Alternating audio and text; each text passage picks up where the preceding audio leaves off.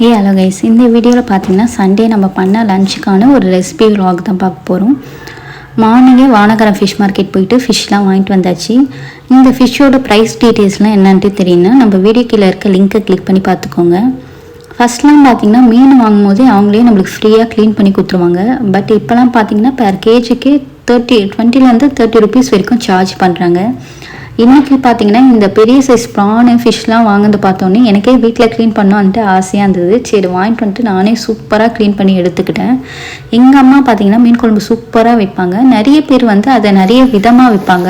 எங்கள் அம்மா என்ன பண்ணுவாங்கன்னா ஃபஸ்ட்டு வெங்காய தக்காளிலாம் வதக்கிட்டு அதில் புளி தண்ணி ஊற்றிட்டு மிளகாத்தூள் மஞ்சத்தூள் உப்பு போட்டு கூட்டி வச்சுருவாங்க.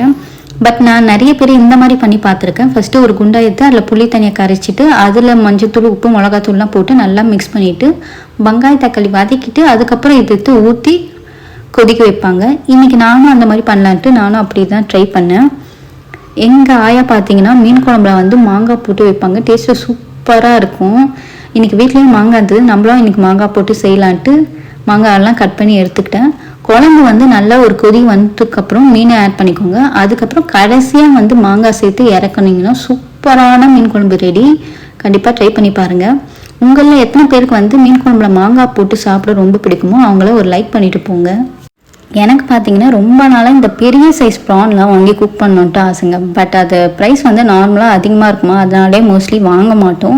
இன்றைக்கி பார்த்தீங்கன்னா இந்த கடல் எறா வந்து பெர் கேஜி 350 சொன்னாங்க. சரி எப்படின்னாச்சும் இன்றைக்கி ஒரு 1 kg வாங்கிப்போன்ட்டு அது வாங்கி எடுத்துகிட்டு வந்தாச்சு. இன்றைக்கி அதை வச்சு தொக்கு பண்ணிடலான்ட்டு ஒரு சூப்பரான தொக்கு தான் பண்ணோம்.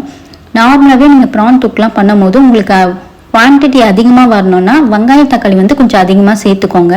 இது எப்போவுமே போல தான் நார்மல். வெங்காய தக்காளிலாம் வதக்கினதுக்கப்புறம் கொஞ்சமாக இஞ்சி பூண்டு பேஸ்ட்டு சேர்த்து அதோட ரா ஸ்மெல் போனதுக்கப்புறம் நம்ம வாஷ் பண்ணி வச்சுருந்த ப்ரானை சேர்த்துக்க வேண்டியது தான். இதுக்கு மசாலான்னு பார்த்தீங்கன்னா garam masala, red chilli powder, வீட்டு மிளகாத்தூள், மஞ்சள் தூள், சால்ட்டு. இதில் கொஞ்சமாக தண்ணி ஆட் பண்ணிவிட்டு நல்லா சுண்டி எண்ணெய் பிரிஞ்சு வரப்போ லாஸ்ட்டாக வந்து கொஞ்சம் பெப்பரும் கொத்தமல்லியும் சேர்த்து இறக்குனீங்கன்னா சூப்பரான ப்ரான் தொக்கு ரெடி. உண்மையை சொல்லலாம், இந்த ப்ரான் வந்து எந்த வித நீச்ச ஸ்மெல்லும் வரல, டேஸ்ட்டும் சூப்பராக இருந்தது. உங்களில் எத்தனை பேர் இந்த கடல் எறா வாங்கி ட்ரை பண்ணியிருக்கேன்ட்டு கமெண்ட்ஸை சொல்லுங்கள். இன்றைக்கி பார்த்தீங்கன்னா நான் ஃபிஷ் ஃப்ரைக்கு வந்து வீட்டு மசாலா யூஸ் பண்ணாமல் சக்தியோட ரெடிமேட் ஃபிஷ் ஃப்ரை மசாலா தான் வாங்கிட்டு வந்தேன்.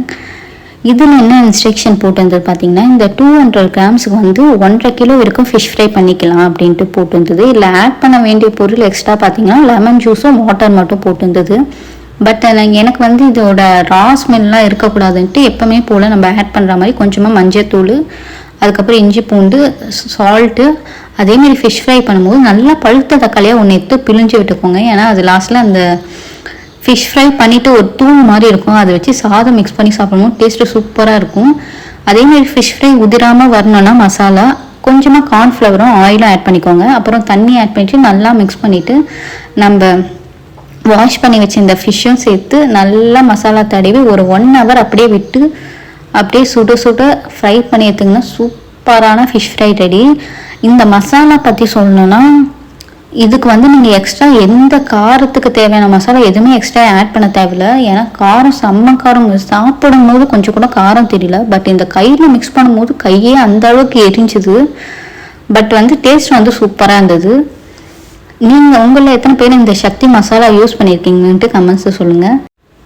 எனக்கு பார்த்தீங்கன்னா பர்சனலாக ஃபிஷ் ஃப்ரைக்கு வந்து என்ன ஃபிஷ் பிடிக்கும்னா சங்கரா மீன் ரொம்ப பிடிக்கும், கலங்கா மீன் பிடிக்கும். அதுக்கப்புறம் இந்த லெதர் ஜாக்கெட்டுன்ட்டு ஒரு ஃபிஷ் இருக்கும்.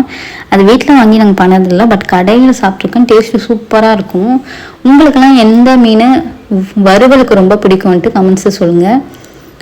இன்றைக்கி பார்த்தீங்கன்னா கிளைமேட்டும் சூப்பராக இருந்தது. இந்த மதியானத்தில் ஒரு சூப்பரான லஞ்சு நல்லா சுட சுட வச்சு சாப்பிடும்போது அருமையாக இருந்தது. உங்கள் வீட்டிலலாம் சண்டேலாம் என்ன பண்ணீங்கன்ட்டு கமெண்ட்ஸை சொல்லுங்கள். இதோட நெக்ஸ்ட்டு ரெசிபி vlogல சந்திக்கிறோம். பாய்.